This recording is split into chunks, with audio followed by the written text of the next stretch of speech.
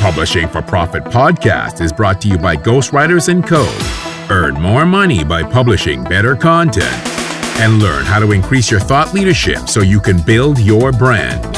Head over to ghostwritersandco.com for more information.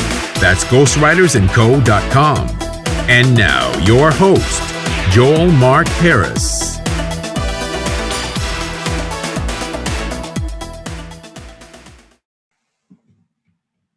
Hello, and welcome to the Publishing for Profit podcast. This is your host, Joel Mark Harris.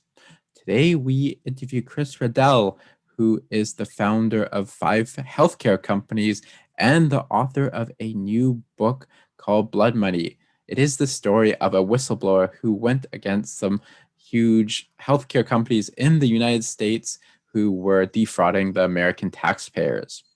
Chris has spent over 40 years in the healthcare industry, and his companies that he founded included Hunter Heart, Hunter Laboratories, Maris Laboratories, Microscan, and Micromedia Systems. In 1992, Maris was ranked by Business Week as the 40th best small company in America. He has served as managing director for Providence Capital, a boutique New York investment bank, as the chairman of Chai Laboratory Systems, a hospital and commercial laboratory consulting firm in the U.S. He was also a member of a board of directors of Boston Heart Lab, and he is currently serving as a member of Business Executives for National Security. For the past decade or so, Chris has concentrated his efforts on fighting against fraud in the medical lab systems that have been defrauding the American taxpayers and the medical industry as a whole, which is the subject of his book. One of his proudest achievements was when he received the Taxpayers Against Fraud Whistleblowers Award in 2011 for assisting to recover $286 million from 2 of the largest medical lab companies in the United States. We have a great conversation. We talk about how he became a whistleblower, about his new book, about the writing process, and the whole medical system in the United States as a whole. So hopefully you enjoyed this conversation and this interview with Chris Riedel. Hi, Chris. Welcome to the show. How are you today? I'm just great, Joel, and thank you for having me. So I want to talk about your new book, which just released, called Blood Money. Can you tell us a little bit about that and what is the story about? Blood Money is a true legal thriller.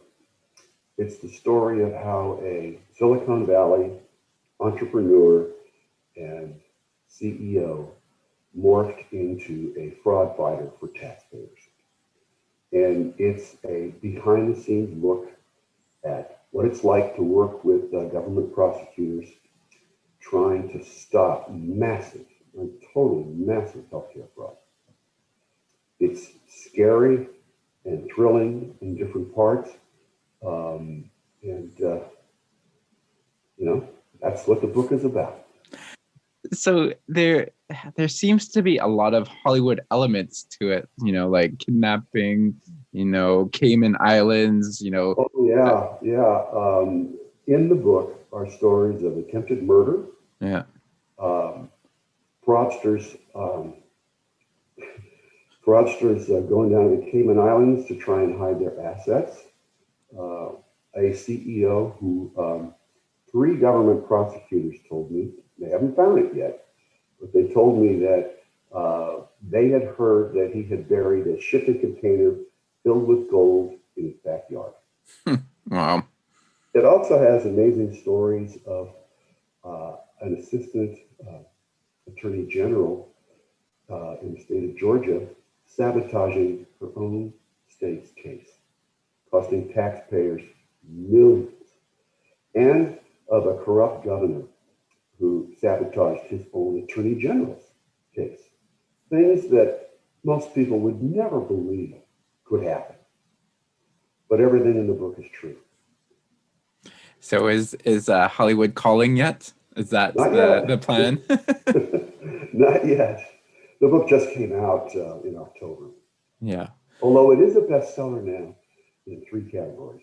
Oh, congratulations. That's amazing. Yes, Um, thank you.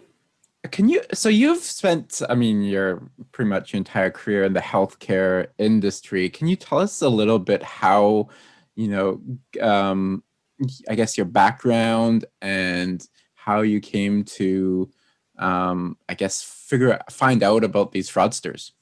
Sure. Uh, when I graduated from college with a degree in political science, I had no idea what I was going to do. And my friend said, "Oh, go into sales. You know, they make a lot of money." And I thought, well, I'll do that for a couple of years, go to Europe, come back into a graduate school. And so I eventually accepted a job with a healthcare company, a very small medical device company. Even though I'd gotten a D in biology, the sales manager convinced me that he thought I could do okay. And after 3 years, at the age of 24, I started my first company, Micromedia Systems, and we developed a new way to identify what type of bacteria are causing infection and a much more precise way of how to treat them. My second company, Microscan, was founded, about 6 years later, and it took that product line to a higher level. My third company was my first medical laboratory, Maris Laboratories, and the success of that was at a whole new level. We took it public in 1991, and 4 months after a secondary public offering in 1992, it was identified by Forbes as the 40th best small company in America. I then retired for a while and then came back into the industry in 2003, starting Hunter Laboratories. It's named after my youngest son, Hunter. And shortly after we got started, we built a beautiful laboratory with the most modern equipment known to man. It was a fantastic lab. But as we got going, sales reps came to me and said, "Chris, these huge giants, Quest and LabCorp, they're multi-billion-dollar companies, and they're the 2 Goliaths in the industry, are offering prices so cheap but unless we can match them," these were prices to physicians, so that physicians would choose that laboratory. It was a loss leader scheme. And they'd make their money on the other business the doctor has that wasn't built to him: Medicare, Medicaid, and private insurance. They said, if we don't match these prices, we're not going to be able to grow very fast. So when I saw the prices, I saw they were well below cost. And I said, I better call my regulatory counsel and find out if I were to try to attempt to match this, if I'd have any legal liability. Sure enough, our lawyer said, "Oh, yeah. First of all, if you don't pass those discounts on to the Medi-Cal program, then you're in a clear violation. And oh, by the way, offering these below-cost discounts are kickbacks to doctors. Don't do it." And then, I remember sitting by my waterfall one day, realizing we couldn't go on because we couldn't get the volume we needed to be profitable in the face of this illegal activity, in these taxpayer scams. So my choices were, first, knowingly violate federal law. Second, try and do something about it. And eventually I came to the conclusion that I had to do something about it. It was just wrong for the industry. It was wrong, certainly was fatal to our company. And I didn't want to have to, lay off 150 wonderful employees. And third, it's just wrong that taxpayers were being fleeced so badly. So that's how my first whistleblower lawsuit originated. Did you know at that time how difficult it would be to go against these huge Goliath companies? Or was it, were you surprised at just how difficult it would be to I guess, speak out on this issue? I have no idea how whistleblowers tend to be destroyed. When the companies that they've gone after realize who it is, they do everything they can to ruin their lives. And most of them end up blackballed, unemployable, divorced, and bankrupt. I did not know that. I knew it was difficult to fight $1 billion company with the best lawyer money to buy, but I had no idea of the risks for a whistleblower. Do you regret blowing the whistle, or do you feel like you made the right choice for you and your family? It was a tough call, and it was a funny story. When I told my wife, who was also my partner in the business, what I wanted to do, she was absolutely against it. And finally I wore her down, and she said, "Okay, Chris, you can go ahead and do this. I don't want to hear one word about it. And if it comes back to harm our children or her reputation in the community, I will never forgive you." So it was a very hard choice. In my heart, I felt it was the right thing to do. And in retrospect, it was, scary, very scary at times, but it worked out for the best. And so you guys eventually won a, what was it, 240 something odd $1 million suit against these companies. Can you walk us through what happened there, and how did you feel after you guys won that suit? Sure. That was a verdict against one of the companies, Quest Diagnostics, the largest laboratory testing company. 2 weeks before that settlement, we were financially done. We were at the brink of having to declare personal bankruptcy and corporate bankruptcy and losing our house and pulling our kids out of their school. We were really I was totally in a deep funk, and it was very scary. And then 2 weeks later, we were in a settlement conference, and we came to that amazing number. And I felt fantastic. I felt vindicated for doing it in the first place, and greatly relieved that our family and our business were not going to be destroyed. Do you think that there is enough protection for whistleblowers in general? And if not, then what should a protection can there be for people who want to speak out but are too afraid to? I don't think there is enough protection. There are protections there.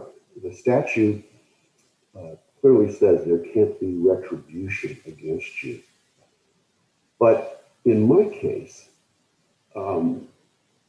reason our company got into so much financial distress was because when Quest and LabCorp is the second largest laboratory company, learned that I was the plaintiff, they went to Blue Shield, a very large insurance company, and said, "You take Hunter Labs out of network, and we'll give you an additional 10% discount." Together, they were being paid 70% of the laboratory testing costs of Blue Shield. So it was an easy decision for Blue Shield. But from that point forward, we had a dagger in our heart. And so I went to during the settlement conference, I asked the Assistant Attorney General, who was running it for California, if as a term of the settlement, he would ensure that Quest and LabCorp went to Blue Shield and put us back in network. He refused to do it. So even though those protections are there, that doesn't mean that you're really going to be able to, benefit from them. And so should there be government oversight, or what is kind of like, what can we do for whistleblowers?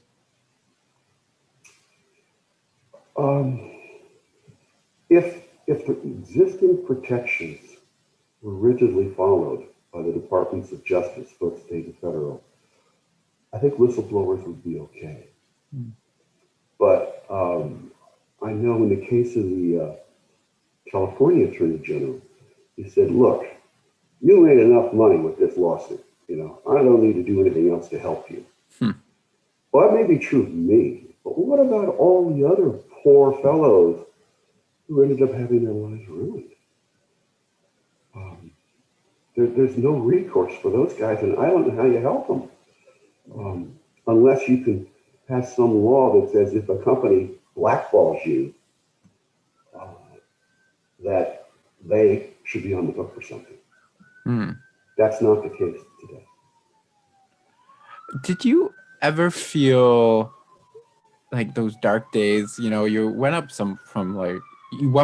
up against some really powerful people, attorney generals, governors who didn't want you to succeed. Were you ever feeling like, you should just back down, or is it something that you always felt that in your heart you had to see through for better, for worse?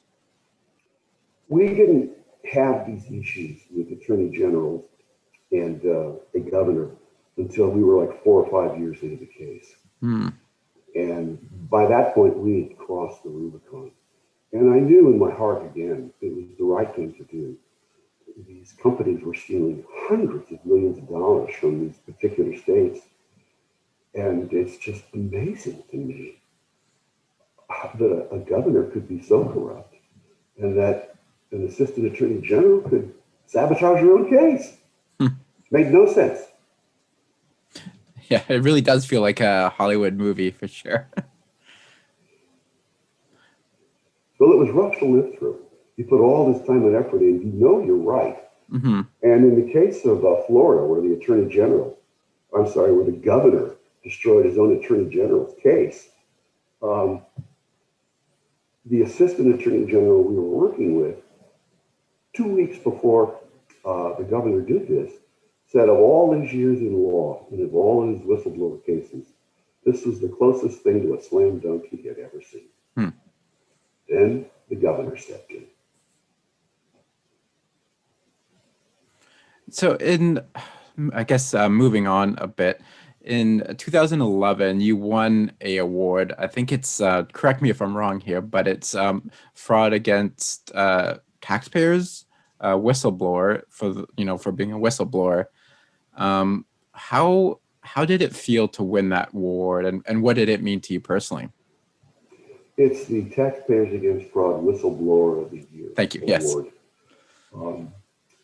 At the time, I didn't really understand the significance of it, but as years went by and I met some of the other winners of that award and had time to spend with them, as well as hearing the stories of people who were utterly decimated, I've come to realize it was a major achievement against all odds. And so, we're almost a decade later. What made you write that book now? I wanted to tell the story of a couple of things. One is the massive fraud in the healthcare. The FBI estimated in 2011 that $234 billion a year were stolen by unscrupulous healthcare operators. That's a quarter of the healthcare budget in this country, a quarter. And last year, the Department of Justice put out a press release proudly announcing it had collected $2.6 billion for the year. That's 1.3% of the FBI's estimate. I wanted to show what it was like to work with the Department of Justice. And I have a chapter in the back of the book on what DOJ can do to dramatically improve the success. These are simple suggestions. I'd really like to see the Department of Justice take a good look at those and implement some of them. I think that would have a dramatic effect on fraudsters and the amount of fraud in this country. And lastly, I wanted potential whistleblowers, to know the odds that they face and the huge risk they're about to take. Their life will never be the same. And I have a chapter on rules for whistleblowers, which if you follow those rules, you have some protection. Hmm. Quite a bit of protection, actually. But if you just jump into it blindly, you're likely to be crushed. Can you walk us through some of those rules for people who are thinking about, speaking out but are afraid to? Yes. The first thing is ask yourself a very simple question. Is whatever the fraud is easy enough to understand by a 12-year-old? If the answer to that is no, if it's a complicated fraud, more than likely the Department of Justice is not going to want to have much to do with it. Hmm. If the answer to that is yes, ask yourself, what evidence do you have? Do you have emails? Do you have text messages? What do you have to show to somebody that proves the fraud? And if you feel you have that, I think the next step, there are a cottage industry has sprung up in the last 5 years of litigation funders. These are companies who will essentially give you money in exchange for a piece of whatever you may get in the settlement. Hmm. Call on some litigation funders. If they don't think the lawsuit is going to stand up and survive, take that to heart. But if they do think it's going to stand up and they're willing to give you anywhere from $1 to $5 million, you've protected your downside. So the company, even if they blackball you, you have a nice amount of money to protect yourself and cushion yourself, maybe for life and at least until you can find some other profession to do. And then the funder will help you find a really good whistleblower attorney. Hmm. Can you tell us, going back to the book, what was it like? What was the experience like writing the book and kind of reliving some of these events? Was it really difficult or was it really easy to write? It was very cathartic to write it. I loved writing it. I mean, writing the first few drafts was really fun, and I totally enjoyed it. And after about a year, I was done, and we sent it out to viewers, and they said, "Oh, this is an excellent investigative journalism report, but it's not a thriller." So I had to rewrite it, and I got the help of a ghostwriter, and together we rewrote the entire book to turn it into a thriller. And when that was done, I had to have our attorneys review it to make sure that we weren't going to be sued for something. And as a consequence of that, I had to rewrite it a third time. So how long did it take you altogether? It took 3 years altogether. And then, of course, the stories are true. Finding an agent is virtually impossible. I mean, to think that John Grisham was turned down 30 times for his first book, which became an international bestseller. That was the only thing that gave me peace, as I was turned down time after time after time. So finally, I went to Acorn Publishing and eliminated the agent. It just went directly to a self-publisher. You strike me as somebody who doesn't give up easily. Is that an innate trait for you, or is that something that you learned along the way? I think I've always been that way. I know when my body was younger, I used to play a lot of basketball and tennis. And, there was nothing more fun for me than in a one-on-one situation, beating the defender. I just loved that. And I guess it's just who I am. And so in business, I'd work 80, 90 hours a week. I wanted to do everything I possibly could to make sure the company could be as good as it possibly could. And so do you suspect that there will be any changes with the way the medical system is run?